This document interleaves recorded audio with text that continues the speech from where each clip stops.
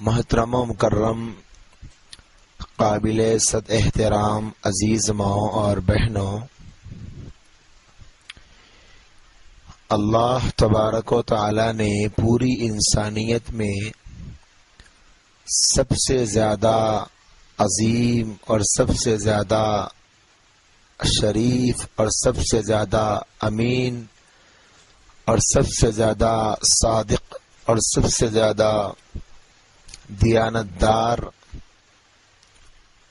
اور ان تمام خصوصی صفات کے علاوہ حسن و جمال کے اعتبار سے، اخلاق کے اعتبار سے، غرض یہ کہ دنیا میں ہر وہ چیز جس کو اچھا کہا جائے، ہر اس اعتبار سے اگر کسی شخصیت کو بنایا ہے تو وہ ہم سب کے آقا و مولا، تاجدار بطحہ، سید الاولین والآخرین، امام الانبیاء والمرسلین، حضرت سیدنا محمد الرسول اللہ صلی اللہ علیہ وآلہ وسلم کی ذات بابرکت ہے۔ آپ صلی اللہ علیہ وسلم کی شخصیت اللہ تبارک و تعالی نے اس انداز میں بنائی ہے کہ نبی صلی اللہ علیہ وسلم کی زندگی کے کسی بھی پہلو کو دیکھ لیں، اس زمانے کی انسانیت کے لیے جس طرح وہ فائدہ مند تھے، قیامت تک آنے والی پوری انسانیت کے لیے اسی طرح فائدہ مند ہیں۔ اللہ کے نبی دو جہاں کے سردار آقا نامدار صلی اللہ علیہ وآلہ وسلم کی اللہ نے زندگی کو اس انداز میں محفوظ کروایا ہے کہ آپ صلی اللہ علیہ وسلم جس وقت حضرت آدم علیہ السلام کی پشت میں تھے، اس وقت سے لے کر آپ صلی اللہ علیہ وآلہ وسلم کے یکے بعد دیگرے پشتوں میں منتقل ہونے کو، اور پھر سب سے اخیر میں آپ کے قریبی پشتیں آپ کے دادا جان حضرت عبد المطلب اور آپ کے والد بزرگوار حضرت عبداللہ، پھر وہاں سے حضرت آمنہ کے بطن مبارک تک، پھر وہاں سے حمل کا زمانہ، پھر حمل کا ظہور، پھر ولادت، پھر اس کے بعد میں اللہ کے نبی صلی اللہ علیہ وسلم کا بچپن، آپ کے دودھ پلائے جانے کا زمانہ، اور آپ کا لڑکپن، اور آپ کا عمر کا وہ حصہ جس وقت آپ کی والدہ ماجدہ رخصت ہوئی، اور آپ کے عمر کا وہ وقت جو اب آپ کے دادا جان رخصت ہوئے، پھر آپ کی جوانی کے قریب کا زمانہ، پھر آپ کی جوانی، اس طرح آپ صلی اللہ علیہ وسلم کی پوری حیات طیبہ آپ کے وصال مبارک تک محفوظ ہے۔ ایسی کسی کی زندگی اللہ تبارک و تعالی نے محفوظ نہیں کروائی۔ میں اور آپ اپنے ابا کا نام جانتے ہیں اور بہت سے بہت اپنے دادا کا نام جانتے ہیں۔ بعض لوگ تو ایسے بھی ہوں گے کہ جنہوں نے اپنے دادا کو دیکھا نہیں اور وہ اپنے والد کو بھی نہیں دیکھ پائے، انہیں اپنے دادا کا نام بھی نہیں پتا۔ بعض ایسے ہیں جنہیں ابا کا نام پتا ہے، دادا کا نام پتا ہے، لیکن اس کے بعد کسی کا نام نہیں جانتے۔ اور آپ صلی اللہ علیہ وسلم کی یہ خصوصیت ہے کہ اللہ نے آپ کی پوری حیات طیبہ کو محفوظ کروایا ہے۔ آپ کی زندگی کے بہت پہلو ہیں، اتنے پہلو کہ اگر ہم آپ کی زندگی ہی کو اپنا موضوع بنا لیں، سیرت ہی کو اپنا ٹاپک بنا لیں، آپ علیہ السلام کی زندگی ہی ہم بولیں گے، آپ کی زندگی ہی کو ہم سنیں گے، تو پھر پوری زندگی ہماری ختم ہو جائے گی، لیکن آپ صلی اللہ علیہ وسلم کی زندگی کے گوشے مکمل نہیں ہو پائیں گے۔ آپ صلی اللہ علیہ وسلم کی زندگی کا، آپ کی حیات کا ایک بہت بڑا حصہ آپ صلی اللہ علیہ وآلہ وسلم کی ازواج سے جڑا ہوا ہے. آپ کی جو شادیاں ہوئی، آپ کے نکاح ہوئے، اور اللہ تبارک و تعالی نے آپ کے لیے جن عورتوں کا انتخاب فرمایا ان کو آپ صلی اللہ علیہ وسلم کی بیوی اور زوجہ کہیں گے.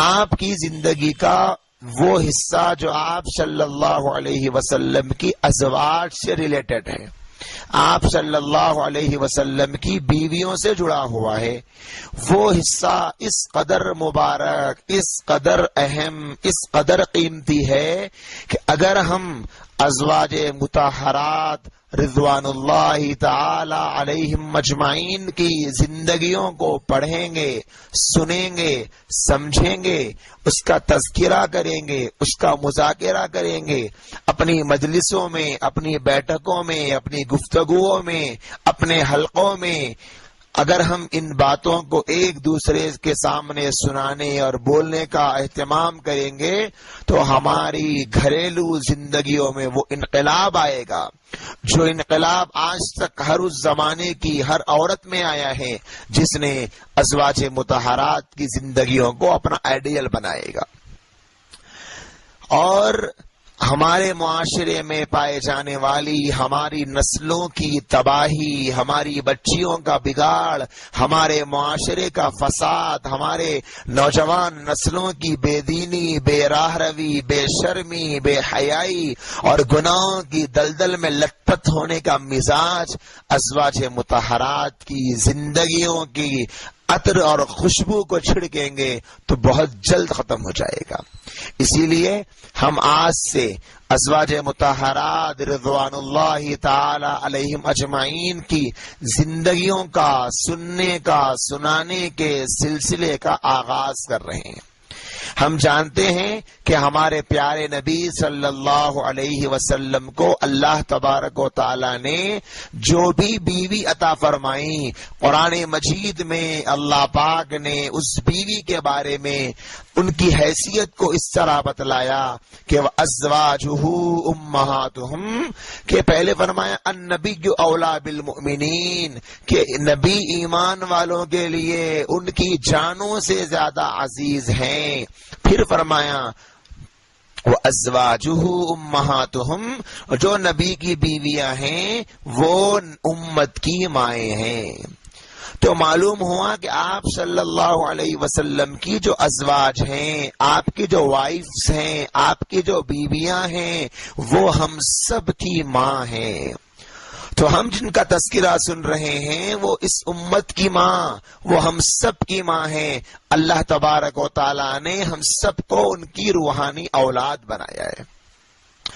تو اللہ کے نبی کو اللہ تبارک و تعالیٰ نے جہاں بہت ساری خصوصیات عطا فرمائی تھی، ان میں ایک خصوصیت یہ تھی کہ اللہ تبارک و تعالیٰ نے آپ کو 11 ازواج عطا فرمائی تھی، یعنی آپ کی 11 بیویاں تھیں. یہ فضیلت سوائے اللہ کے نبی علیہ السلام کے، یہ خصوصیت آپ علیہ السلام کے علاوہ کسی کو حاصل نہیں ہے، بس اللہ کے نبی علیہ السلام کو یہ خصوصیت حاصل ہے. امت میں کسی کو بھی اتنے نکاح کرنے کی اجازت نہیں ہے، حرام ہے. 4 نکاح کرنے کی اجازت ہے ایک مرد کو، 4 سے بڑھ کر نکاح کریں گے تو حرام ہے. اللہ کے نبی علیہ السلام کو خصوصیت تھی. وہ کیا خصوصیت تھی؟ اللہ کے نبی علیہ السلام نے اتنے نکاح کیوں فرمائے تھے؟ کیا مقصد تھا؟ کس وجہ سے فرمائے تھے؟ یہ ساری باتیں انشاءاللہ تعالی کہ ہمارے سامنے ازواج مطہرات کی زندگیوں کا جو سلسلہ اب ہمارے پاس شروع ہوگا اس سلسلے میں ہمارے سامنے آئے گی. ان ساری ازواج کی زندگیوں کو جانیں گے تو پتا چلے گا ہر نکاح کس موقع پر ہوا، کس وجہ سے ہوا، کن حالات میں ہوا اور کیسے نبی نے کیا اور کس حالت میں کیا، نکاح کیسے ہوا، ولیمہ کیسے ہوا، کون ولیمے اور نکاح میں بلائے گئے، سب چیزیں ہمارے سامنے انشاءاللہ العزیز آئے گی. سب سے پہلے اللہ کے نبی صلی اللہ علیہ وسلم کا جو پہلا نکاح ہوا ہے وہ 25 سال کی عمر میں. یعنی آپ علیہ السلام جس وقت اپنی زندگی کے 25ویں سال کو پہنچے تو آپ علیہ السلام کا پہلا نکاح ہوتا ہے۔ اس سے ایک بات ہمارے سامنے یہ آ جاتی ہے کہ مردوں کا جو نکاح ہونا ہے، نکاح کی جو صحیح عمر ہے وہ یہی ہے عین جوانی، یعنی 25 سال کا زمانہ، 23 سال، 25 سال، 26 سال۔ علماء کرام نے اس بارے میں لکھا ہے کہ لڑکے کا جو نکاح ہے وہ 20 سال کی عمر کے بعد ہو جانا چاہیے، یہی اصل عمر ہے نکاح کرنے کی۔ 20، 22، 24، 25، 26 ان عمروں میں جب نکاح ہوگا تو وہ نکاح صحیح وقت میں کہلائے گا، اور اگر اس کے بعد نکاح کیا جائے گا تو وہ نکاح تو ہو جائے گا، لیکن اس نکاح کی کامیابی کے جو راز تھے، اس نکاح کے سکسیس کا جو راستہ تھا، اس نکاح کے خوشگوار رہنے کا جو موقع تھا وہ ٹل جاتا ہے۔ جیسے آج ہم اپنے معاشرے میں دیکھتے ہیں کہ آج کل مائیں اپنا بیٹا 30 سال کا بھی ہو جاتا ہے تو اسے چھوٹا بچہ ہی کہتے ہیں کہ بھئی میرا بچہ ہے، بس فرق اتنا ہوتا ہے کہ اس بچے کے منہ میں دودھ کی شیشی نہیں ہوتی، ورنہ سب کچھ ہوتا ہے کہ میرا بچہ ابھی ہوا ہی کتنا، ابھی تو چھوٹا ہے، ابھی تو کم عمر ہے، ایسا لگتا ہے کہ وہ بیچارہ ابھی ماں کا دودھ چھوڑا ہے، اتنا چھوٹا سمجھتے ہیں بچے کو۔ اسی وجہ سے آج معاشرے میں نکاحوں کی وجہ سے جو بگاڑ پیدا ہو رہا ہے کہ معاشرہ دھیرے دھیرے دلدل میں پھنس رہا ہے بے حیائی اور بے شرمی کی، نکاحوں کے وقت پر نہ کرنے کی وجہ سے۔ تو ہمارے نبی کی سیرت سے ہم کو یہ پتا چلا ہے کہ لڑکوں کی عمر کا جو وقت ہے وہ صحیح وقت ان کی عمر کا جو ہوتا ہے اس وقت میں کر دینا ہے۔ علماء نے لکھا 20 سال کے بعد کبھی بھی کرے، 25-26 سال سے پہلے کر دے تو اچھا ہے۔ ایسا نہیں ہے کہ بعد میں نہیں کر سکتے، بعد میں بھی کر سکتے، لیکن اس کے جو نقصانات ہیں وہ ہم دیکھ رہے ہیں۔ تو آپ علیہ السلام کا جو پہلا نکاح ہوا وہ 25 برس کی عمر میں ہوا۔ آپ علیہ السلام کی پہلی زوجہ محترمہ، ان کا نام ہے خدیجۃ الکبریٰ۔ یہ آپ علیہ السلام کی پہلی زوجہ محترمہ ہے۔ آپ کا نام تھا خدیجہ اور آپ کے والد کا نام تھا خویلد، اسی لیے آپ کو خدیجہ بنت خویلد کہا جاتا ہے۔ آپ کے دادا کا نام تھا اسد، آپ کی والدہ کا نام تھا فاطمہ، اور آپ کی نانی کا نام تھا زائدہ۔ نسب کے اعتبار سے آپ قریشیہ تھی۔ جس وقت آپ علیہ السلام کی نکاح میں آئیں تو آپ کی عمر 40 برس تھی۔ تھوڑا یہاں رک کر ایک پوائنٹ نوٹ کر لیں کہ 40 برس کی عمر میں اگر کسی عورت کو نکاح کی ضرورت پڑے تو ایسا نکاح کرنا معیوب نہیں ہے۔ ہمارے معاشرے میں جو سماج اور کلچر بن چکا ہے کہ اگر کسی عورت کا شوہر مر جائے یا وہ طلاق یافتہ ہو جائے یا کسی وجہ سے ایسا حادثہ پیش آ جائے کہ اب اس کے بعد شوہر نہیں ہے تو اسے تا عمر تا حیات موت تک معلق لٹکائے رکھ دیتے، وہ کسی سے نکاح نہیں کر سکتی۔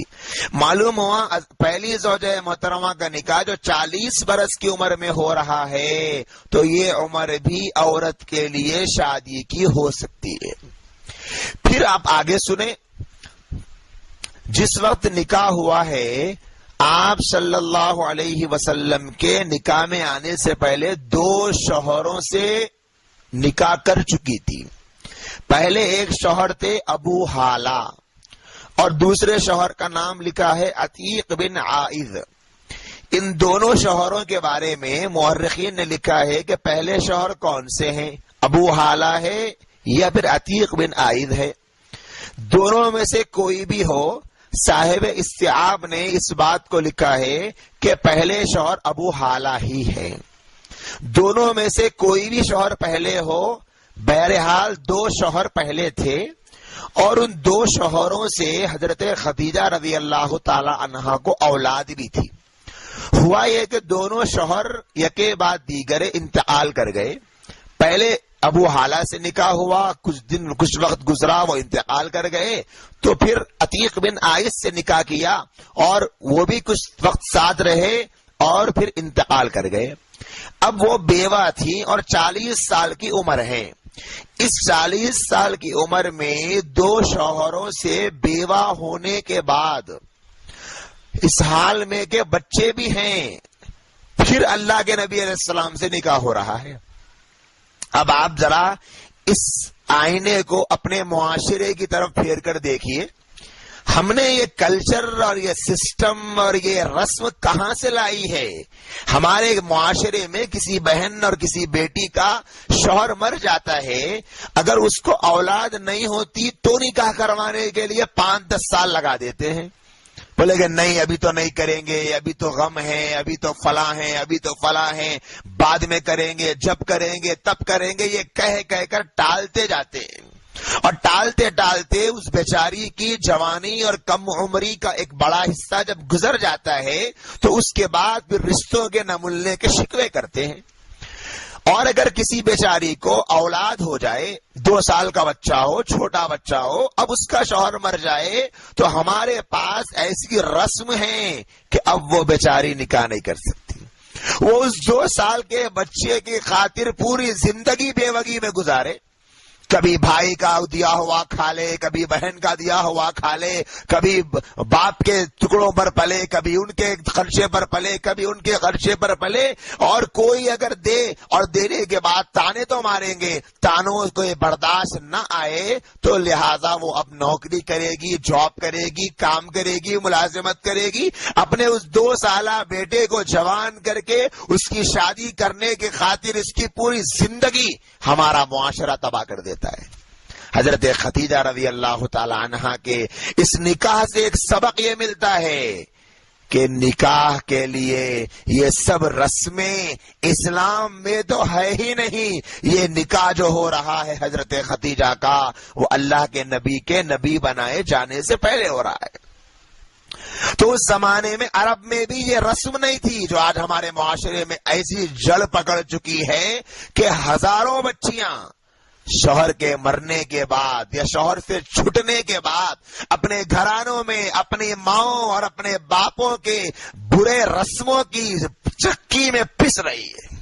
وہ منہ کھول کر بول نہیں سکتی کہ میری شادی کراؤ، اگر بول دے گی تو ماں کہے گی کیسے کرائیں، ایک شوہر تو مر گیا، اب کون کرے گا تجھ سے شادی؟ ارے بھائی جو کرنا ہے کرے گا، آپ کرا دیجئے، آپ کا کام کرانا ہے، آپ کا کام کروانا ہے، بس کرا دیجئے، اچھا سا لڑکا دیکھ کر اپنی بیٹی کی شادی کر دے، وہ اس بچے کو قبول کرے یا نہ کرے، اس بچی کی زندگی تو سنور جائے گی۔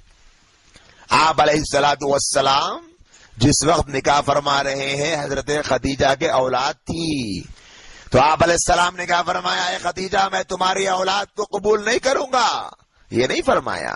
اللہ کے نبی علیہ السلام نے آپ کی اولاد کے ساتھ آپ سے نکاح فرمایا، اولاد کی تربیت بھی کی اللہ کے نبی علیہ السلام نے۔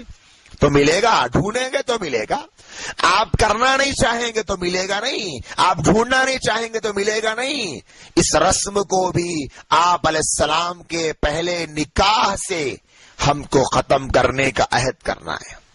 حضرت خدیجہ رضی اللہ عنہا 2 شوہروں سے بیوہ اور پھر اولاد بھی تھی، اس کے باوجود بھی حضرت خدیجہ رضی اللہ تعالی عنہا کا نکاح ہوا اور اللہ کے نبی نے آپ سے نکاح فرمایا۔ ہم کو بھی چاہیے ہمارے معاشرے میں ایسی جہاں جہاں بچیاں ہیں ہم ان کا ذہن بنائیں، ان کے ماں باپ کو فکر دلائیں کہ گھروں میں بٹھا کر بچیوں کو مت رکھو، اگر ایسا حادثہ پیش آ جائے عدت کے ختم ہوتے ہی فوراً ان کے نکاح کی فکر کرو۔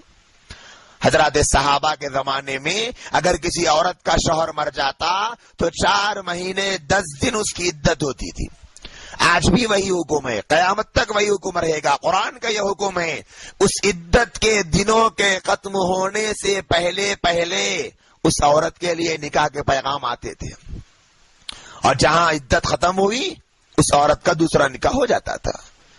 ہمارے پاس یہ سماج اور یہ کلچر اور یہ معاشرہ رسموں میں جکڑا ہوا ہے، جس کی وجہ سے ہمارے گھرانوں کے بہت سے بچیاں ایسی ہے جو گھٹ گھٹ کر جی رہی۔ یہ حضرت خدیجہ رضی اللہ تعالی عنہا کا مختصر سا تعارف ہے۔ اب یہ دیکھیں کہ اللہ کے نبی علیہ السلام کا نکاح حضرت خدیجہ سے ہوا کیسے۔ حضرت خدیجہ اپنی شرافت، اپنی مالداری کی وجہ سے بڑی مشہور تھی۔ ان کے والد تاجر تھے۔ جب ان کے شوہر کا انتقال ہوا تو وہ بھی اپنے ہی والد کے نقش قدم پر پورے اہتمام کے ساتھ، پوری احتیاط کے ساتھ اور پورے پردے میں رہنے کے ساتھ، اس زمانے میں جبکہ پردے کا حکم نہیں تھا، جس اعتبار سے ایک عورت کی نیچرل حیا ہوتی ہے اس اعتبار سے رہا کرتی تھی۔ یہ اس لیے کہہ رہا ہوں کہ آج کل بعض نام نہاد لوگ خواتین کو بزنس میں اتار کر، تجارت میں اتار کر، نوکری کروا کر، جاب کروا کر دلیل دے رہے ہیں حضرت خدیجہ رضی اللہ تعالیٰ عنہ کی کہ دیکھو حضرت خدیجہ بھی تو تاجرہ تھی، وہ اس ٹائپ کی تاجرہ نہیں تھی جس ٹائپ کی آج مارکیٹ میں چل رہی ہے۔ وہ مردوں کے ساتھ بے حیائی کے ساتھ گفتگو کرنا، مردوں کے ساتھ اٹھنا بیٹھنا، نامحرموں کے بیچ میں رہنا، یہ سب کام ان کا نہیں تھا۔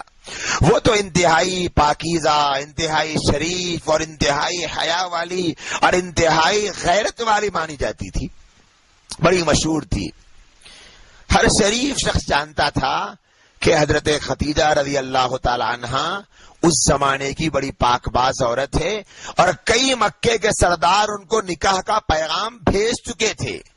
چونکہ بیوہ تھی، جانتے تھے کہ ایک تو شریف ہے، ایک تو مالدار ہے اور غیرت والی ہے، حیا والی ہے، ہمارا نکاح خدیجہ سے ہو جائے تو ایک اچھے گھر سے ہمارا تعلق جڑ جائے گا۔ لیکن حضرت خدیجہ رضی اللہ تعالی عنہ نے کسی کے بھی نکاح کو قبول نہیں کیا۔ کیوں؟ اس لیے کہ ان کے سامنے وہی فکر تھی جو آج بھی بعض بہنوں کے سامنے ہوتی ہے کہ میری اولاد ہے، میں اولاد کی تربیت کیسے کروں گی اگر میں اپنے بچوں کے چھوڑ رکھتے ہوئے نکاح کر لوں گی۔ پھر کیا ہوا؟ اللہ کے نبی علیہ السلام جب 25 برس کے ہوئے تو کیا ہوا؟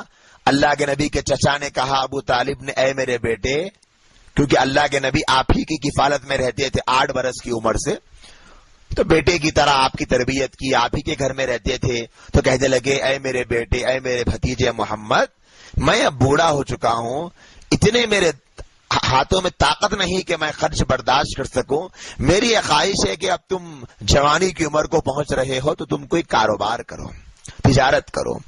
خدیجہ کا مال مکے سے لوگ لے کر شام کو جاتے ہیں اور خدیجہ ان کو بہت اچھا نفع بھی دیتی ہے، میری خواہش ہے کہ تم بھی خدیجہ کے پاس مال لے کر جاؤ اور ملک شام کو جا کر فروخت کرو، کچھ نفع مل جائے گا تو ہمارے معاشی جو حالات ہیں کچھ سدھر جائیں گے، کیونکہ حضرت ابو طالب کی اولاد بہت تھی اور آمدنی کا ذریعہ بہت کم تھا۔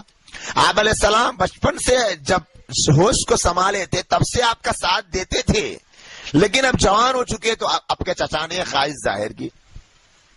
یہاں پر حضرت خدیجہ کو یہ پتا چلا کہ محمد بن عبداللہ جو اپنی امانت داری اور اپنی دیانت داری اور معاملے کی سچائی اور گفتگو کی حق گوئی اور بات کی سلجھی ہوئی بات کرنا اور آپ علیہ السلام کا جو مزاج تھا اس سے واقف تھی حضرت خدیجہ۔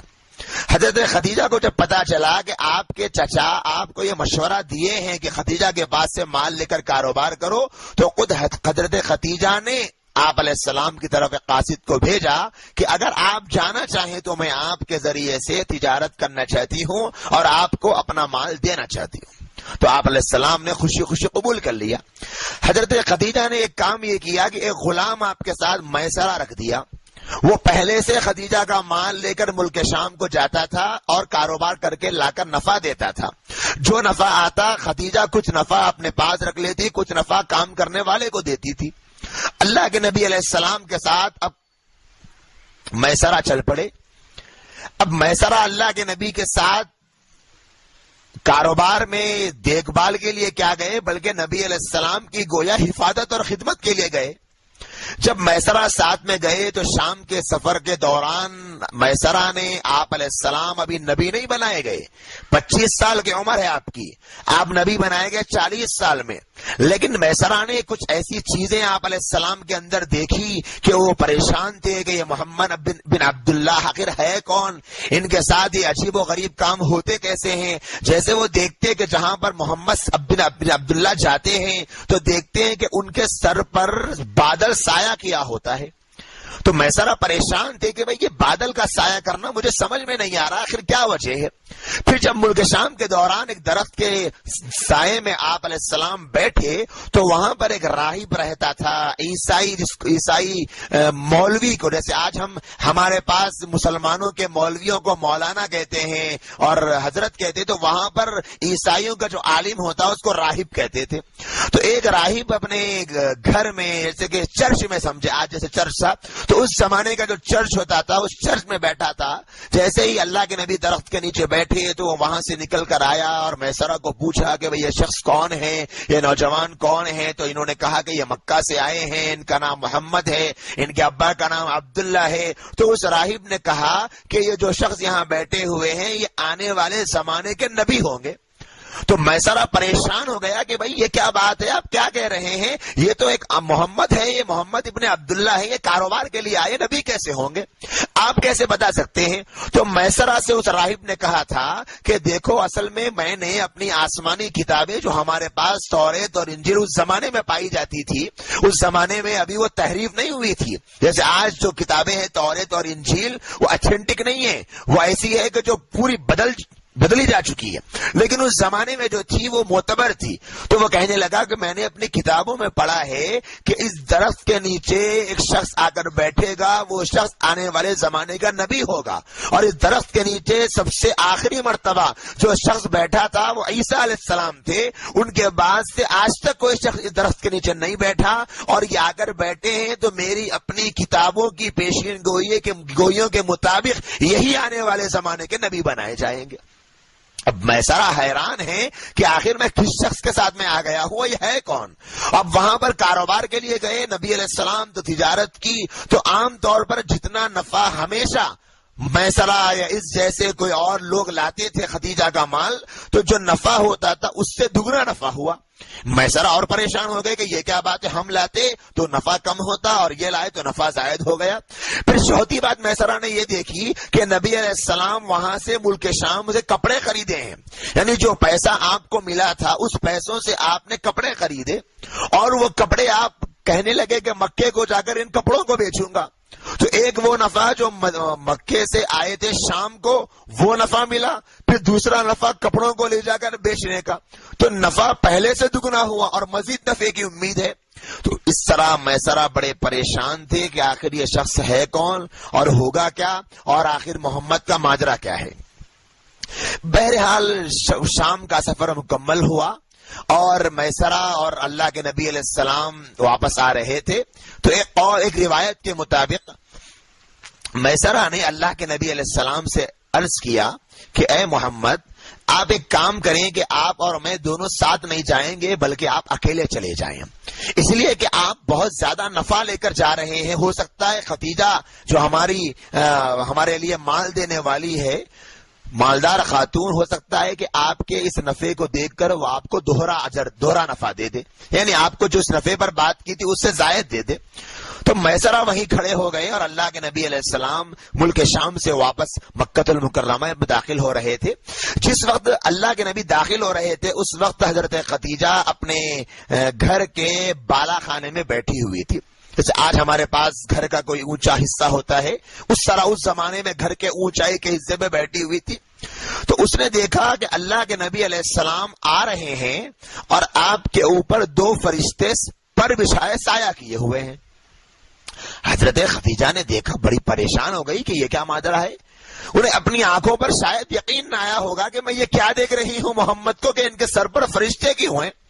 اللہ کے نبی آئے، میسرہ خدیجہ نیچے اتری اور پوچھا کیا ماجرا ہے، تو اللہ کے نبی نے سارا معاملہ سنایا، حساب دے دیا۔ تو اس وقت میں حضرت خدیجہ نے کہا کہ میسرہ کہاں ہے؟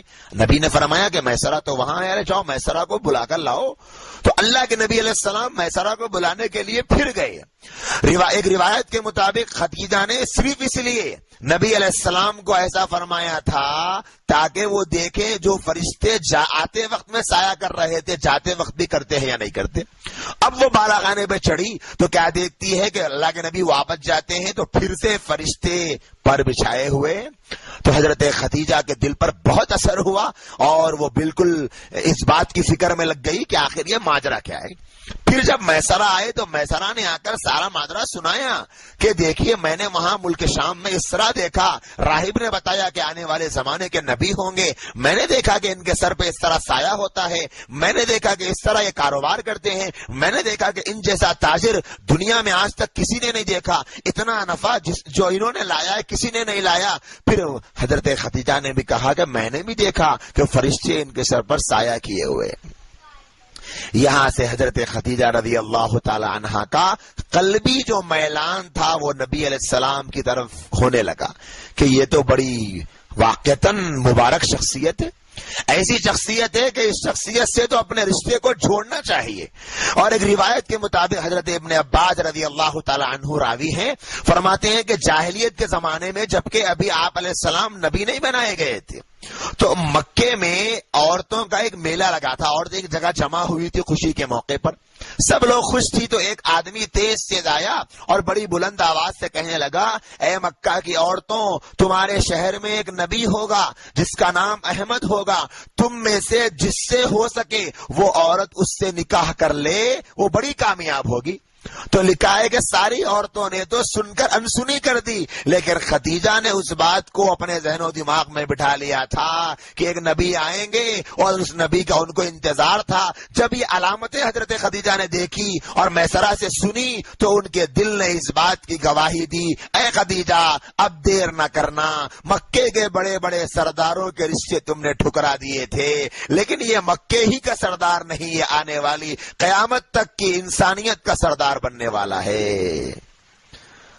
اسی وجہ سے حضرت خدیجہ نے ان لوگوں کا نکاح ٹھکرایا تھا اور نبی علیہ السلام کے لیے نکاح کے لیے آگے بڑھی, کیونکہ ان سرداروں سے انہیں نکاح کرنے میں کوئی دلچسپی نہیں تھی. حضرت خدیجہ نے سوچ لیا تھا کہ میں اپنے بچوں کی تربیت کروں گی, نکاح نہیں کروں گی, لیکن نبی علیہ السلام کو دیکھ کر حضرت خدیجہ نے نکاح کا ارادہ فرمایا. نفیسہ نام کی ایک عورت تھی, حضرت خدیجہ کی خادمہ. اب کیسے نکاح کا پیغام بھیجیں, اب ذرا یہاں غور کرے آپ, اللہ نے کیسی پیاری سیرت ہمارے نبی کی ہمارے سامنے رکھی ہے. ایک ایک پہلو کو, ایک ایک پنے کو کھولتے جائیں گے, معاشرے کی رسم و رواج زمین میں دستی چلی جائے گی. نبی علیہ السلام کی عمر ہے 25 برس, حضرت خدیجہ کی عمر ہے 40 برس. اب 40 سال کی عورت 25 سال کے نوجوان کو رشتہ بھیجنا چاہتی ہے تو کیسے بھیجے گی؟ کتنے خیالات ان کو آئیں گے کہ کیا سوچیں گے محمد بن عبداللہ کہ ایک تو نوجوان اور ایسا نوجوان کہ انتہائی خوبصورت, آپ جیسا خوبصورت کوئی نہیں, آپ جیسا بہادر کوئی نہیں, آپ جیسا تاجر کوئی نہیں, آپ جیسا باکمال کوئی نہیں. پورا مکہ آپ کو صادق کہتا, امین کہتا, امانت دار اور دیانت دار سمجھتا. ایسی بیسٹ کوالٹیز جس نوجوان میں ہو, وہ بھلا کیوں 40 سال کی بوڑھی عورت سے شادی کریں گے؟ غور کرنے کی بات ہے. جس طرح ہمارے معاشرے میں چلتا ہے نا, ہم لوگ دین تو دیکھتے نہیں, ہم لوگ تو بس پیسہ دیکھتے ہیں. پیسے کے نشے میں, پیسے کے ترازو میں بچیوں کو تولتے ہیں, پیسے کے شربت میں بچیوں کو ڈبوتے ہیں, اور یہ شربت نہیں بلکہ دلدل ہوتا ہے, بچیوں کو پیسوں کے بلبوتے پہ بیچ دیتے ہیں. یہی ہوتا ہے شادیوں کے موقع پر. بولے کہ ارے بچہ ذرا زیادہ عمر کا ہے, ارے رہنے دو, 30-35 سال کا ہی ہوگا نا, ہماری بچی 18 سال کی ہے.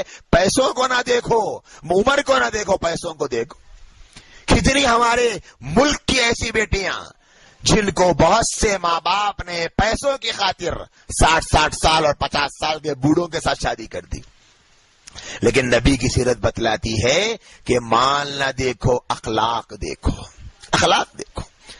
حضرت خدیجہ اٹریکٹ ہو گئی نبی علیہ السلام کے اخلاق سے.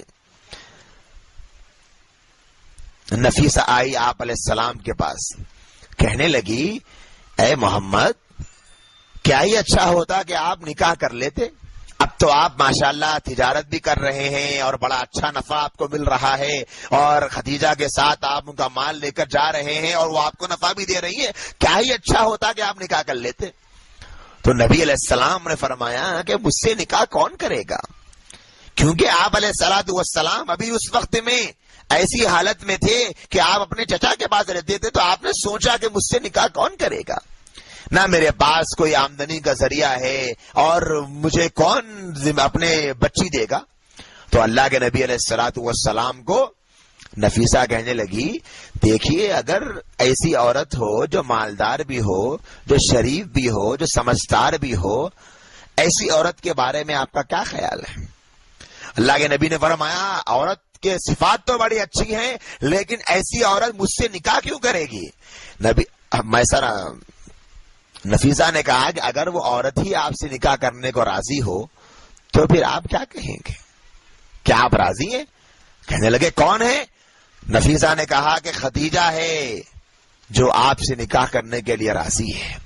نبی علیہ السلام نے سنا تو آپ علیہ السلام نے سارے حساب لگانے شروع نہیں کیے. ارے وہ خدیجہ وہ تو 2 شوہروں کی بیوہ ہے، وہ تو بوڑھی ہو چکی ہے اور میں جوان ہوں، میں کیسے اس سے نکاح کروں گا؟ نہیں. نبی نے دیکھا کہ عورت بڑی سمجھدار ہے، عورت بڑی شریف ہے، عورت کے اندر اس زمانے کی دینداری ہے. کیونکہ لکھا ہے کتابوں میں کہ ان کے جان پہچان کے شناسا لوگ بتوں کو پوچھتے، بتوں سے مانگتے، لیکن حضرت خدیجہ نہیں مانگتی. کہتی کہ ان سے کیا ہوتا ہے؟ ایک اللہ سے ہوتا ہے. تو نبی نے دیکھا کوالٹیز اخلاق کی، شرافت کی، تو اللہ کے نبی علیہ السلام نے تاخیر نہیں کی. آج کیا ہوتا ہے؟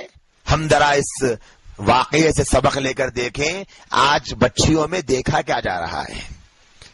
بولے کہ بیوٹیشن ہے، کیسا میک اپ کرتی ہے، چلتی کیسا ہے، ناچتی کیسا ہے، گاتی کیسا ہے، میک اپ کیسا ہے، ابروز بناتی ہے یا نہیں بناتی، لپسٹک لگانے آتا ہے یا نہیں آتا، شادی خانوں میں کیسے سجتی ہے. بلکہ آج کل تو لڑکیوں کا سلیکشن ہوتا ہی ہے شادی خانوں میں. عام طور پر جو زیادہ جتنی برہنہ بے شرم ننگی نظر آئے گی بولے گا یہ میری بہو بننے کے قابل ہے، کیونکہ اس کے اندر بے شرمی زیادہ ہے. لاتے ہیں بے شرم بہو کو اور امیدیں حیا کی لگا کے بیٹھے ہیں. شادی کر کے لائے، اب بولے گا ارے کیسی بہو ملی، کھڑکیوں میں کھڑی ہوئی ہے، بالکنی میں کھڑی ہوئی ہے، پردے ہٹا کے جھانک رہی. بولے کہ پھر تھی چنے ویسی.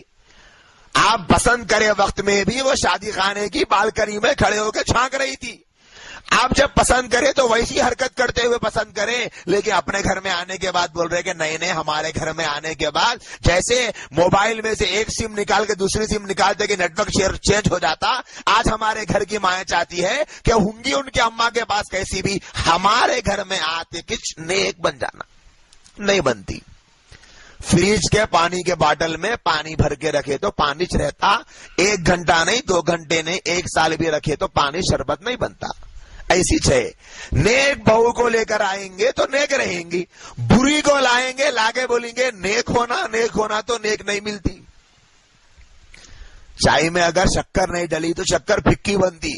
بولے کہ شکر گھر میں نہیں ہے، مٹھی ہونا کیا کرو؟ بولے کہ نہیں ہمارے اماں کو دیکھی تھی میں کہ انہوں 2 چمچے شکر ڈال کے 10 منٹ پکائے تھے. اب شکر نہیں ڈالے نا 20 منٹ پکائیں گے تو 20 منٹ نہیں 20 گھنٹے بھی پکائے تو شکر مٹھی نہیں ہوتی. کیوں؟ کیونکہ اس میں شکر نہیں ہے. ایسی ہمارا حال ہے میری بہنوں. ہم لوگ تلاش کرتے وقت میں پورے برائیاں دیکھ رہے اور نکاح کر کے لانے کے بعد بولتے کہ نیک ہونا بہو. خالی اس کے ہونٹوں کی لپسٹک دیکھ لیے اور گھر میں آنے کے بعد جب انہیں منہ کھول کے بات کری تو ساس کے دل کے 158 ٹکڑے ہو گئے. بولے کہ کیسی تیز زبان کی ہے، سوچی نہیں تھی میں ایسی نکلیں گی. آپ سوچے بھی کہاں تھے؟ آپ تو لپسٹک پہ گئے تھے. آپ اس کے اندر جو زبان ہے ہونٹوں کے اندر چھپی ہوئی، اس زبان کو کہاں دیکھے آپ؟ جب آپ دیکھنے کے لیے گئے تھے تو آپ سے کہا گیا کہ ایک بار بات تو قبول. نہیں بات کی ضرورت نہیں ہے، دیکھنے میں حور کے جیسی بچی ہے، میرے کو پسند ہے. آپ جب بات کر کے دیکھ لینا تھا، آپ نے کر لیا بات. تو ایسا سلیکشن ہمارے پاس ہوتا ہے. لیکن آقا دو جہاں کا یہ اسوہ ہم کو درس دے رہا ہے کہ نبی علیہ السلام نے دیکھا کہ خدیجہ کے اخلاق واہ کیا کہنے، اللہ کے نبی نے قبول کر لیا. اب دیکھیں نکاح کے لیے حضرت حمزہ جو آپ علیہ السلام کے چچا ہے اور ابو طالب بھی آپ کے چچا ہیں اور خاندان کے دیگر اکابر حضرت خدیجہ رضی اللہ تعالی عنہا کے مکان پر آئے اور آپ کے والد کا انتقال ہو چکا تھا تو حضرت خدیجہ کے چچا عمرو بن اسد شریک تھے، ان کی نگرانی میں نکاح ہوا. آپ علیہ السلام نے 500 درہم مہر دیا اور حضرت خدیجہ رضی اللہ تعالی عنہ ام المؤمنین کے مشرف خطاب سے مشرف ہوئی. نکاح دے کے کہاں ہو رہا ہے؟ گھر میں. کس کا نکاح؟ خدیجہ کا. کون خدیجہ؟ ایسی مالدار خدیجہ کہ جس کے مال کے پورے مکے میں چرچے ہے. کہاں ہونا چاہیے تھا؟ مکے کے سب سے بڑے فنکشن ہال میں. کم سے کم اس زمانے کے اعتبار سے اس زمانے کے مکے کا شادی خانہ 50-60 کروڑ کا تو ہونا چاہیے تھا، کیونکہ سب سے بڑی مالدار تھی مکے کی. کہاں ہو رہا ہے نکاح؟ حضرت خدیجہ کے گھر میں. گھر میں نکاح ہو رہا ہے. کیسی سادگی کے ساتھ، کوئی نہیں ہے، بس گنتی کے 4 چند افراد ہیں، ان کی نگرانی میں نکاح ہو رہا ہے. حضرت حمزہ نے غالباً خطبہ پڑھا اور نکاح ہو گیا. اتنا بڑا کام جس کو کرنے کے لیے ہمارے گھر کے مرد نہ صبح کا سورج دیکھ رہے نہ شام کا چاند دیکھ رہے، وہ کام اتنے کم سے کم وقت میں ہو گیا. اور ہمارے پاس کیا ہو گیا؟ اماں نماز کے گنے پڑھ رہے، بولے کہ نہیں بچی کی شادی کرنا ہے. پردہ کے گنے کر رہے، بولے کہ نہیں بچی کی شادی کرنا ہے. وہ اس فکر میں ہوں، یہاں وہاں پھر رہی ہوں، ادھر جا رہی ادھر جا رہی. قرآن کیوں نہیں پڑھ رہے؟ بولے کہ دماغ میں ٹینشن ہے بچی کی شادی کا. ایسے ہزاروں کام ہم اسی شادی کے واسطے نہیں کر رہے جو شادی اللہ کے نبی علیہ السلام کی اتنے کم وقت میں ہو گئی. نہ شادی خانہ، نہ پکوان کا کوئی انتظام، نہ کوئی بڑا خرچہ. آرام سے اللہ کے نبی علیہ السلام کا نکاح حضرت خدیجہ رضی اللہ تعالی عنہ سے ہو گیا. 25 سال کی عمر میں آپ علیہ السلام نے ایک 40 سال کی بوڑھی عورت سے نکاح کیا ہے. کچھ لوگ نعوذ باللہ ہمارے پیارے نبی صلی اللہ علیہ وسلم پر یہ الزام لگاتے ہیں کہ آپ عورتوں کو پسند کرتے تھے. نعوذ باللہ آپ کی خواہش تھی عورتوں سے نکاح کرنے کی. اگر خواہش ہوتی تو کسی 18 سے 20 سال کی نوجوان لڑکی سے نکاح فرماتے. حضرت خدیجہ سے کیوں نکاح فرمایا؟ اللہ کے نبی علیہ السلام نے دیکھا کہ ایسا اچھا خاندان ہے اور ایسے شریف عورت ہے، اللہ نے اس عورت کے اندر مال بھی دیا ہے، عورت کے اندر اللہ تبارک و تعالیٰ نے اخلاق بھی دیے ہیں، کیریکٹر بھی اچھا ہے، اس رشتے کو نہ چھوڑو. آگے ازواج مطہرات کی جہاں پر اور زندگیاں بیان کی جائے گی انشاءاللہ، وہاں بھی اس عنوان پر بات کی جائے گی کہ آپ علیہ السلام نے نکاح کس مقصد سے کیا تھا. نبی علیہ الصلوۃ والسلام کے نکاح ہونے کے بعد اللہ کے نبی علیہ السلام سے حضرت خدیجہ رضی اللہ تعالی عنہ بڑے اچھے انداز میں رہتی تھی. آپ علیہ السلام کا خیال فرماتی، نبی علیہ السلام بھی ان کا خیال فرماتے. جیسے جیسے نبوت کا زمانہ قریب ہوتا گیا تو نبی علیہ السلام غار ہرا میں عبادت کے لیے تشریف لے جایا کرتے تھے. اکیلے جاتے، غار ہرا میں تشریف لے جاتے، وہاں پر عبادت کرتے، اللہ تبارک و تعالیٰ کی طرف لو لگاتے، اور حضرت خدیجہ رضی اللہ عنہا آپ کے لیے کھانے کا سامان تیار کر کے دے دیتی تھی، اور آپ کئی رات تک وہیں رہتے تھے. کئی رات تک رہنے کے بعد جب واپس آتے، کھانا ختم ہو جاتا تو حضرت خدیجہ پھر بنا کر دیتی، اور آپ کبھی گھر کو واپس آتے اور عمرہ بھی کر لیتے، طواف بھی کر لیتے. اس زمانے میں طواف کر لیتے تھے. ایسے ہی ایک دن اللہ کے نبی غار حرا میں عبادت میں اللہ کی طرف رجوع میں مصروف تھے کہ اچانک اللہ کے نبی نے ایک فرشتے کو دیکھا. جبریل علیہ السلام تشریف لائے اور فرمایا اقرا، پڑھو. نبی علیہ السلام نے فرمایا ما انا بقارئ، میں پڑھنا نہیں جانتا. اللہ کے نبی علیہ السلام کو فرمایا اقرا، پڑھیے. اللہ کے نبی نے فرمایا ما انا بقارئ، میں پڑھنا نہیں جانتا. تو انہوں نے آپ کو بھینچا، یعنی آپ سے گلے مل کر آپ کو دبایا. اللہ کے نبی علیہ السلام نے فرمایا پڑھیے. نبی نے 3 مرتبہ فرمایا میں پڑھنا نہیں جانتا. تو اس کے بعد جبرائیل امین قرآن کی وہ آیت لے کر اقرا بسم ربک الذی خلق خلق الانسان من علق اقرا وربک الاکرم الذی علم بالقلم علم الانسان ما لم يعلم. ان 5 آیتوں کو لے کر جبرائیل امین آئے. پھر اللہ کے نبی نے سن کر اللہ کے نبی بھی پڑھنے لگے. جب وہاں سے نکلے تو آپ کے اوپر ایک عجیب و غریب طبعی خوف تھا، تو آپ جلدی جلدی گھر کو آئے اور فرمایا زملونی زملونی یا خدیجہ، اے خدیجہ مجھ کو چادر اڑا دو، چادر اڑا دو۔ پھر جب چادر اڑائی گئی کچھ دیر کے بعد اللہ کے نبی کو طبعی خوف جاتا رہا، تو آپ نے فرمایا لقد خشیت علی نفسی، مجھے اپنی جان کا خوف ہے، مجھے ایسا لگتا ہے کہ میں زندہ نہیں رہوں گا۔ حضرت خدیجہ رضی اللہ تعالی عنہا نے اس موقع پر بھی امت کی عورتوں کے لیے ایک سبق دیا۔ عام طور پر عورتیں کی طبیعت میں نزاکت ہوتی ہے، وہ بہت جلد ڈر جاتی ہے اور بہت جلدی ہیبت کھا جاتی ہے، اور اس وقت جبکہ اپنے گھر کا مرد اور اپنا شوہر ڈرا ہوا ہو تو اور ڈر جاتا کرتی ہے۔ لیکن حضرت خدیجہ رضی اللہ تعالی عنہا ڈری نہیں، بلکہ آپ نے نبی کریم صلی اللہ علیہ وآلہ وسلم کے بارے میں فرمایا یا رسول اللہ، ابھی تو رسول نہیں بنے تھے، آپ نے فرمایا اے میرے سرتاج کلا واللہ لا یخزیک اللہ ابدا، ہرگز نہیں، اللہ تبارک و تعالی کبھی بھی آپ کو رسوا نہیں کریں گے، آپ کو شرمندہ ہونے نہیں دیں گے، بلکہ اللہ تعالیٰ آپ کو کامیاب کریں گے۔ انک لتصل الرحم وتحمل الکل وتکسب المعدوم وتقوی الضیف تعین علی نوائب الحق، آپ صلہ رحمی کرتے ہیں۔ یہ صفات بتا رہی ہیں اللہ کے نبی کی حضرت خدیجہ، کب؟ جبکہ آپ ابھی نبی نہیں بنے، آپ صلہ رحمی کرتے ہیں، مہمان نوازی آپ کی خاص صفت ہے، آپ بے بس و بے کس کا خرچ برداشت کرتے ہیں، عاجز و محتاج کی مدد کرتے ہیں، اور مصائب کے وقت حق کی مدد کرتے ہیں۔ یہ صفات بیان کی تو نبی کریم صلی اللہ علیہ وسلم کو تسلی ہوئی۔ جب آپ علیہ السلام نے دیکھا کہ خدیجہ واقعتاً سچ کہہ رہی ہے، میرے بارے میں جو بتلا رہی ہے بالکل صحیح کہہ رہی ہے کہ اللہ آپ کو ضائع نہیں کریں گے، بتلا دیا حضرت خدیجہ نے کہ جب اپنا شوہر دین کی وجہ سے اگر کبھی پریشان ہو، دین سے دور ہونے کی وجہ سے یا پھر دین سے قریب ہونے کے لیے درمیان میں رکاوٹوں کی وجہ سے پریشان ہو، تو ایک عورت کا کردار کیسا ہونا چاہیے، ایک بیوی کیسی ہونی چاہیے؟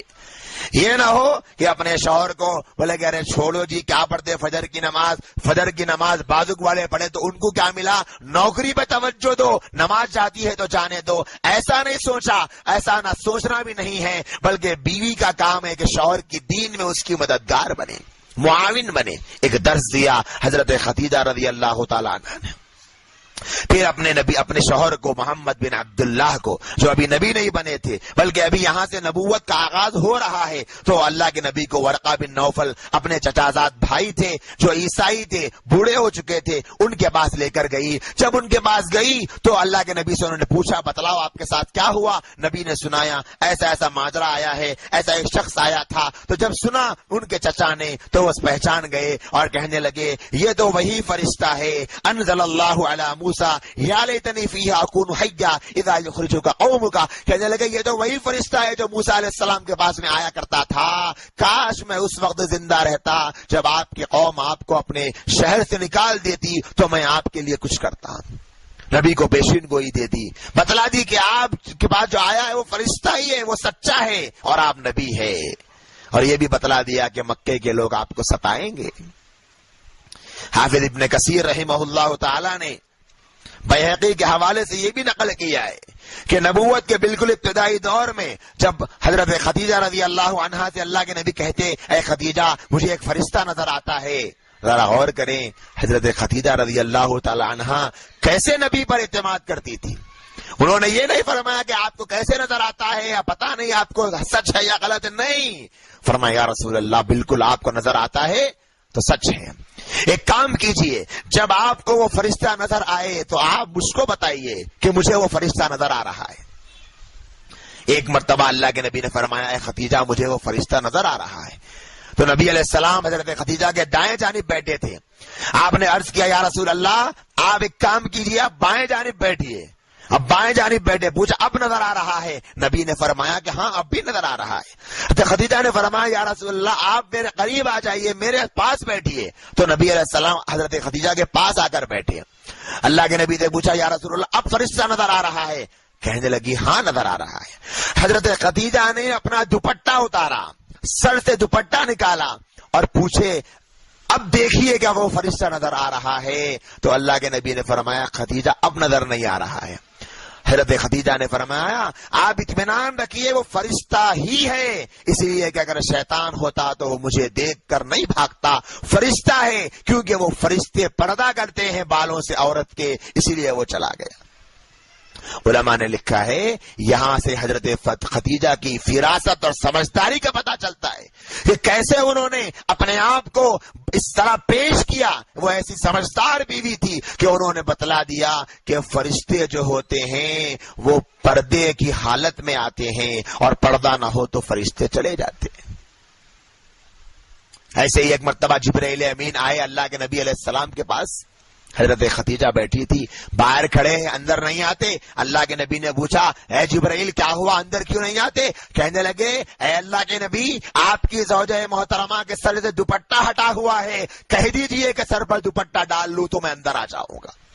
بتلایا کہ فرشتہ جس کے سر سے بالوں سے دوپٹہ ہٹا ہوتا ہے فرشتے ان کے گھروں میں نہیں آتے، تو جن گھروں کی عورتوں کے جسم نظر آتے ہوں وہاں فرشتے کیسے آئیں گے؟ جن گھروں کی بچیوں کے بالوں پر کبھی دوپٹہ نہ آتا ہو ان گھروں میں فرشتے کیسے آئیں گے؟ جن گھروں میں صبح سے شام تک بے حیائی کا بازار گرم ہو وہاں فرشتے کیسے آئیں گے؟ ہم کام کرتے ہیں شیطان کو بلانے کے اور خواہش رکھتے ہیں فرشتوں کو دیکھنے کی۔ فرشتوں کو دیکھنے سے مطلب رحمتوں کے اترنے کی۔ بولے ہمارے گھر میں رحمتیں نہیں ہیں، ہمارے گھر میں برکتیں نہیں ہیں، کون تو بھی اتارا کرائے ہوں گے، چڑھاوا کرائے ہوں گے، فلاں کرائے ہوں گے، فلاں کرائے ہوں گے۔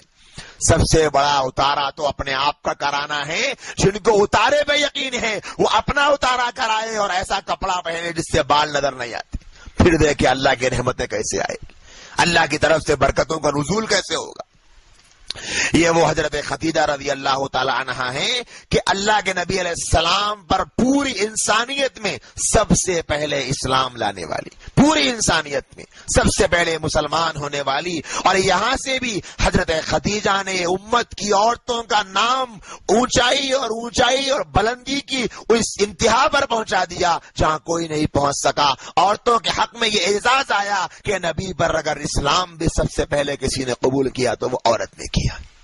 ہم اس واقعے کو سنتے ہیں اور آگے بڑھ جاتے ہیں۔ حالانکہ نبی علیہ السلام سے پہلے کئی نبی گزرے ہیں، جن میں سے ایک حضرت لوط کی بیوی نے ان پر ایمان نہیں قبول لایا تھا، قرآن میں اس کا تذکرہ ہے۔ حضرت نوح علیہ السلام کی بیوی نے ان پر ایمان نہیں لایا، قرآن میں اس کا تذکرہ ہے۔ لیکن اللہ کے نبی علیہ السلام پر حضرت خدیجہ نے ایمان لا کر تاریخ بنا دی، اور حضرت خدیجہ کی جو روحانی بیٹیاں ہیں ان کے سر کو فخر سے بلند کر دیا کہ آج امت کی ساری بیٹیاں اس روحانی ماں کی بیٹی ہے جس نے پوری بیٹیوں کا سر فخر سے اونچا کر دیا۔ جہاں پر یہ فخر کی بات ہے وہیں پر ہر اس بیٹی کو اپنا جائزہ لینا ہے جنہوں نے اپنا نام خدیجہ رکھا ہے، لیکن کام کیسے کر رہے ہیں؟ نام تو خدیجہ کا رکھ لیا محبت میں، لیکن کام وہ کر رہے ہیں کہ کل قیامت کے دن حضرت خدیجہ کے سامنے چہرہ اٹھا کر دیکھ نہیں پائیں گے۔ نام خدیجہ کا ہے لیکن کام حضرت خدیجہ کے کو بدنام کرنے والے ہیں، ان کے نام کو بدنام کرنے والے ہیں۔ وہ تو بدنام نہیں ہوگی لیکن ان کے نام کو بدنام کر رہے ہیں۔ میری عزیز بہنوں، یہ وہ شخصیت ہے جنہوں نے سب سے پہلے اسلام قبول کیا، جن کے بارے میں نبی علیہ السلام نے تعریف بھرے جملے کہے۔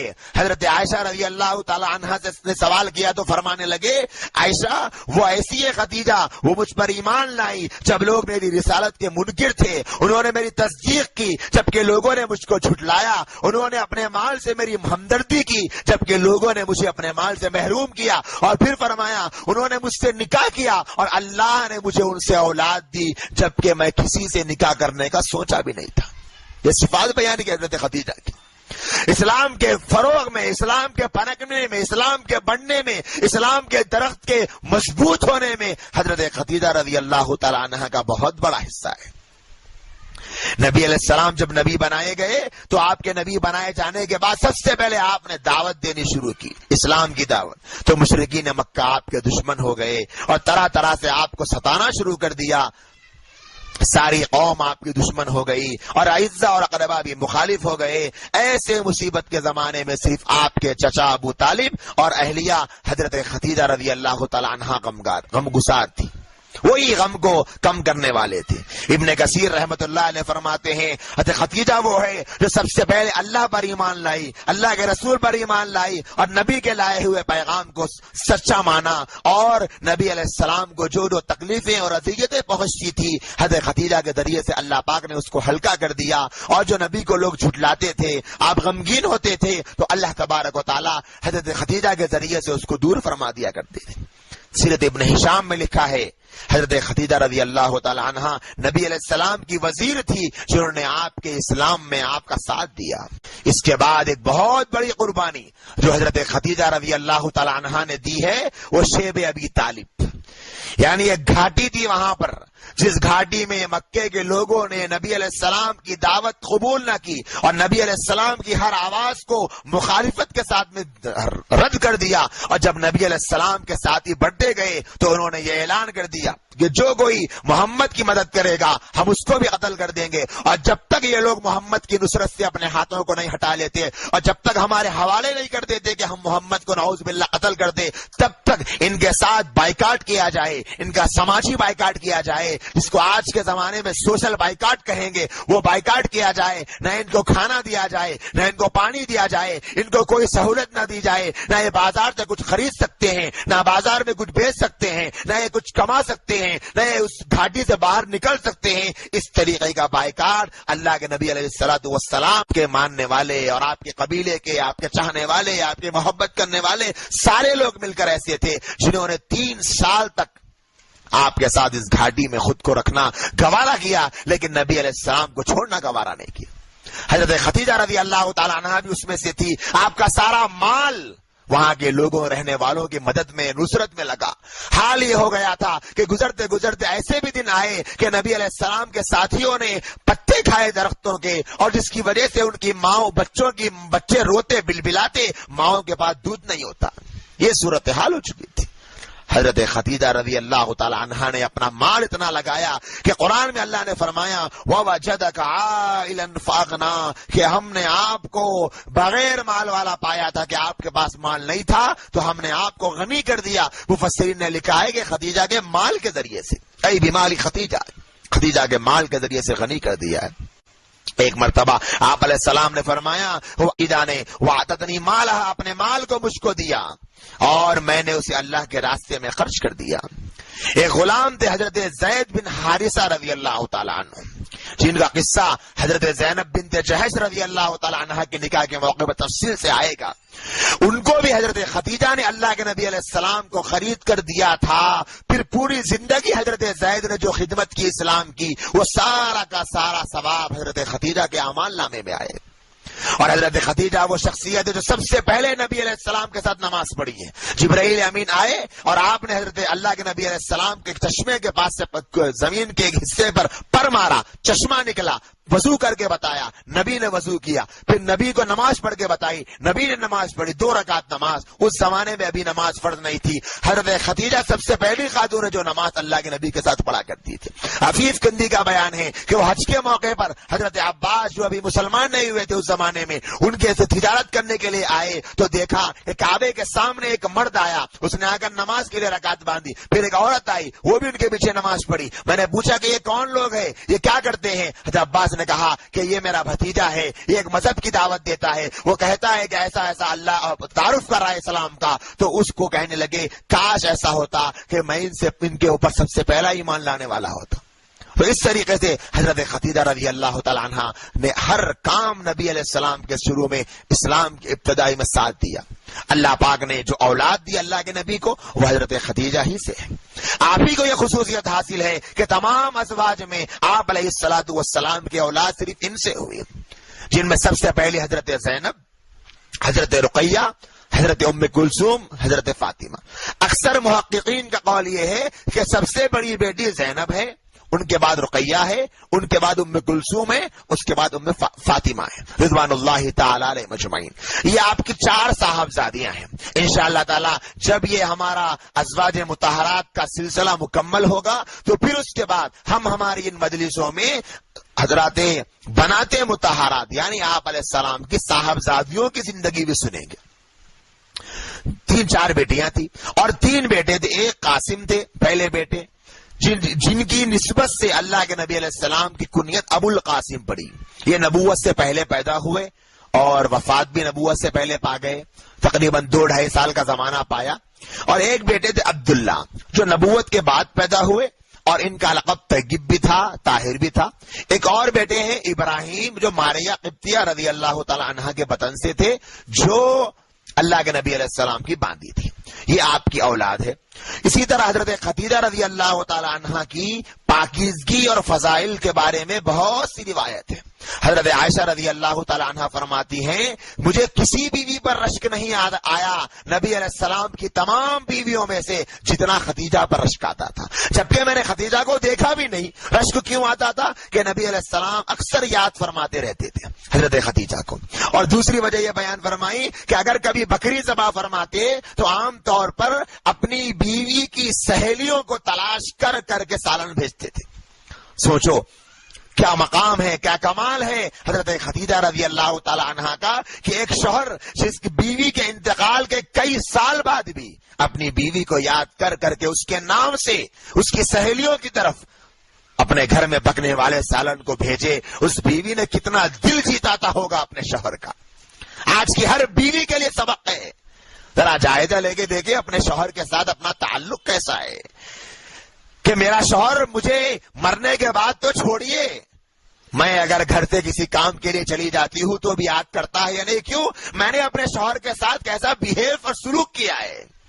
شوہر کو جو بیوی خوش کرتی ہے شوہر بھی اس بیوی کو ہمیشہ یاد کرتا ہے، اس بیوی کا دل سے احسان مانتا ہے. اور جو بیوی حساب کتاب لے کر بیٹھتی ہے کیلکولیٹر لے کے، میں تمہارے واسطے یہ کری، میں تمہارے واسطے یہ کری، تمہارے واسطے صبح میں اٹھنا، تمہارے واسطے یہ کرنا، تمہارے واسطے یہ کرنا، تو شوہر کے دل میں بھی اللہ پاک محبتوں کو نہیں رکھتے. ایسی اللہ پاک نے حضرت خدیجہ کو خصوصیات عطا فرمائی تھی. ایک مرتبہ حضرت خدیجہ اللہ کے نبی علیہ السلام کی خدمت میں کچھ لا رہی تھی تو جبرائیل امین اللہ کے نبی کے پاس آئے اور آ کر کہنے لگے یا رسول اللہ خدیجہ آ رہی ہے آپ کے پاس آپ کے کھانے کا کچھ سامان لے کر. تو ان خدیجہ کو کہنا کہ اللہ نے ان کو سلام بھیجا ہے. یہ وہ حضرت خدیجہ جن کو عرش سے اللہ سلام بھیج رہا ہے. ہم کہتے ہیں نا اللہ عرش پر ہے، الرحمن علی العرش استویٰ. اللہ تو ہر جگہ موجود ہے اپنی شان کے مطابق، لیکن جہاں نسبت جو ہوتی ہے اللہ کے عرش کی طرف تو عرش والے کا سلام فرش والوں کو آ رہا ہے. کیسی مبارک وہ ہستی تھی، انہوں نے کیسی قربانیاں دی اپنے شوہر کے لیے، تو اللہ کے یہاں ان کا کیا مقام بنا کہ اللہ ان کو سلام بھیجتا ہے. اور جبرائیل امین نے فرمایا خدیجہ سے کہہ دینا جنت میں ایسے مکان کی خوشخبری سنا دینا جو موتیوں کا ہوگا، جس میں نہ شور و شغب ہوگا نہ ذرا تکلیف ہوگی. حالانکہ یہ بشارت تو ہر جنتی کے لیے ہے، لیکن ان کو خاص طور پہ بشارت دینے کا مقصد یہ ہے کہ انہوں نے ابتداء اسلام میں نبی علیہ السلام کی خاطر اسلام کے دشمنوں کی بہت گالیاں سنی اور نبی کی محبت میں سب کو سہا، تو اللہ نے یہ خصوصی بشارت ان کو سنائی. علی السیاب میں لکھا ہے کہ جبرائیل علیہ السلام نے فرمایا کہ یا رسول اللہ خدیجہ آ رہی ہے، اللہ کا ان کو سلام پہنچا دینا. تو خدیجہ نے اس کے جواب میں فرمایا اللہ السلام، اللہ تو سلام ہے، اللہ کو کیا جواب دے سلام کا، اللہ کو سلام ہے، ومنہ السلام، اور اللہ ہی کی طرف سے سلامتی پھیلتی ہے، وعلی جبرائیل السلام، اور جبرائیل تم پر بھی سلامتی ہو. حضرت ابن عباس رضی اللہ تعالیٰ عنہ سے مروی ہے کہ آپ علیہ السلام نے فرمایا جنت کی عورتوں میں سب سے جو افضل عورت ہے وہ خدیجہ بنت خویلد ہے. یہ مقام ہے حضرت خدیجہ رضی اللہ تعالیٰ عنہ کا. پوری جنت کی عورتوں میں سب سے افضل عورت حضرت خدیجہ، پھر آپ کے بعد فاطمہ بنت محمد، پھر مریم بنت عمران، پھر آسیہ بنت مزاحم جو فرعون کی بیوی تھی. یہ مقام اللہ کے نبی علیہ السلام نے حضرت خدیجہ کا بتلایا ہے. حضرت عائشہ رضی اللہ تعالیٰ عنہ فرماتی ہیں کہ نبی علیہ السلام گھر میں تشریف لا کر گھر سے باہر نہیں جایا کرتے تھے جب تک کہ حضرت خدیجہ کا تذکرہ نہیں فرما لیتے تھے. یعنی گھر میں بیٹھے ہوتے تو ہمیشہ حضرت خدیجہ کا تذکرہ کرتے رہتے، یہاں تک کہ ایک مرتبہ حضرت عائشہ فرماتی ہے کہ مجھے غیرت آئی اور میں نے کہا یا رسول اللہ یہ کیا آپ ہمیشہ اس بوڑھی کو یاد کرتے رہتے ہیں، کیا اس کے علاوہ آپ کی دنیا اور آخرت میں کوئی بیوی نہیں ہے؟ تو نبی علیہ الصلوۃ والسلام کا چہرہ سرخ ہو گیا. اما جان فرماتی ہے کہ اللہ کے نبی غصے میں آ گئے. اس کے بعد سے میں نے کبھی حضرت خدیجہ کے بارے میں کچھ نہیں کہا.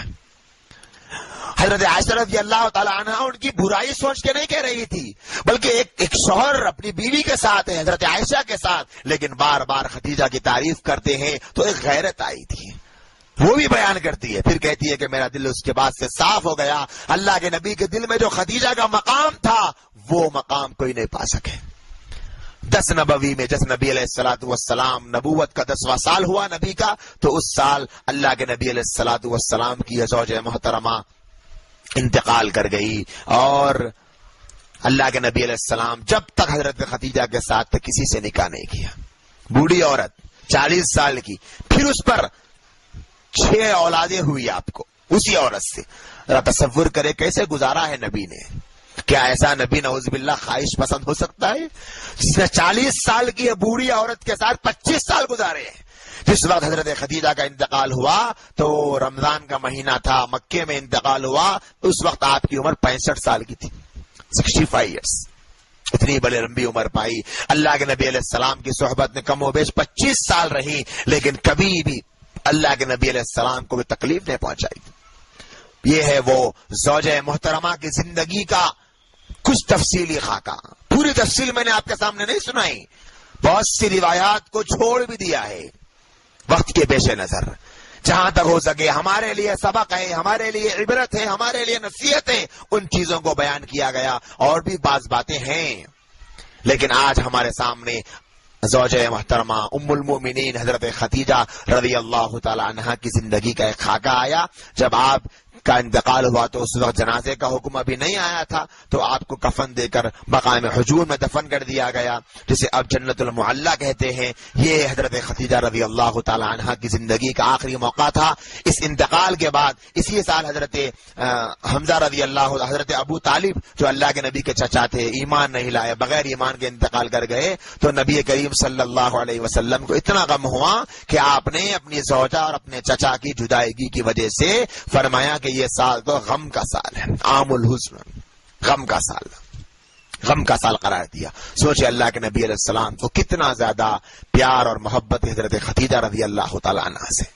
اس پوری حیات طیبہ کو سننے کے بعد میں اور آپ اپنے دل پہ ہاتھ رکھ کر جائزہ لے کے دیکھیں کہ ہم اور آپ حضرت خدیجہ رضی اللہ تعالی عنہا کی زندگی کو کتنا جانتے ہیں، کتنا جانتے تھے، اب جان چکے ہیں، اب عمل کتنا کریں گے، اور غور کریں کہ اگر ہمارے گھر کی بیٹیوں کو، بچیوں کو اماں جان کی زندگی سنائی اور بتائی جائے گی تو کیا ایسا ممکن ہے کہ ہمارے گھرانوں میں بے حیائی اور بے شرمی پھیلے؟ کیسی مبارک اور پیاری زندگی، اور کیسا مبارک آپ کا اسوہ اور کریکٹر تھا۔ اللہ پاک سے دعا ہے اللہ ہم تمام کو توفیق عمل نصیب فرمائیں، اور اللہ ہم تمام کو ازواج مطہرات میں سے ہر ایک کی زندگی کو قابل تقلید سمجھنے کی اور اپنے لیے نمونہ حیات بنانے کی توفیق عطا فرمائیں، اور ان کی زندگیوں کو ہماری بچیوں کو پڑھانے کی، سمجھانے کی اور فالو کرنے کی توفیق عطا فرمائیں۔ وآخر دعوانا